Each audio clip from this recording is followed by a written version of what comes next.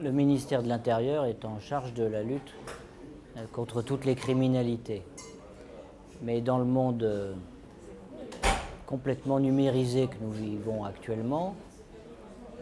la cybercriminalité ou les cybercriminalités ont pris une place prépondérante. Et cela n'est pas près de se tarir, puisque alors qu'aujourd'hui le préjudice de la cybercriminalité au plan mondial est estimé à environ 500 milliards d'euros chaque année, on pronostique pour dans moins de 5 ans, pour l'année 2020, un préjudice qui se situerait entre 2000 et 3000, 3500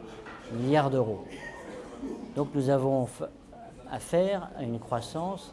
exponentielle de cette cybercriminalité et de son préjudice, mais aussi de ses modalités qui deviennent à la fois de plus en plus sophistiquées, de plus en plus élaborées, de plus en plus discrètes, et il ne se passe pas une journée sans que s'inventent de très nombreux nouveaux virus, nouvelles manières d'attaquer nos systèmes d'information. Nous sommes également collectivement de plus en plus dépendants de ces systèmes d'information qui ont investi pour tout un chacun toute notre vie numérique, que ce soit au plan personnel, que ce soit dans l'économie tout entière et dans les administrations, la gouvernance même des pays et des organisations. Donc le contexte est celui d'une grande montée en puissance de ces problématiques et naturellement le ministère de l'Intérieur, qui a en charge la protection des populations sur tout le territoire national, est au premier rang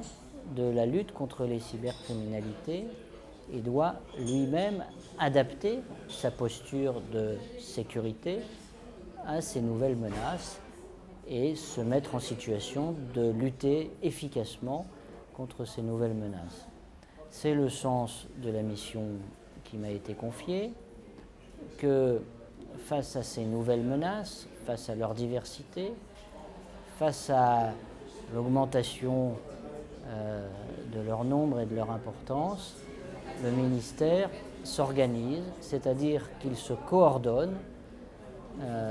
que ces différentes composantes s'inscrivent dans un plan stratégique et que ce plan stratégique s'adapte continuellement à l'évolution de la menace. C'est pourquoi le ministre de l'Intérieur a souhaité qu'un préfet soit délégué à la lutte contre les cybermenaces, accompagné d'une petite équipe, car son travail n'est pas de lutter lui-même directement contre les cybermenaces, mais bien de coordonner l'action des services du ministère, qui eux-mêmes sont renforcés au fur et à mesure que monte la menace. Donc un préfet est chargé de cette mission dans un cadre qui par ailleurs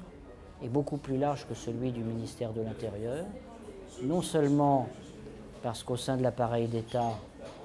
plusieurs homologues, notamment au ministère de la Défense, au ministère des Affaires étrangères et à l'Agence nationale pour la sécurité des systèmes d'information, sont chargés de la même problématique et nous travaillons de manière très étroite les uns avec les autres, mais aussi parce que ce travail doit être mené avec nos partenaires étrangers dans le monde entier et également, bien sûr, en France à nouveau, avec l'industrie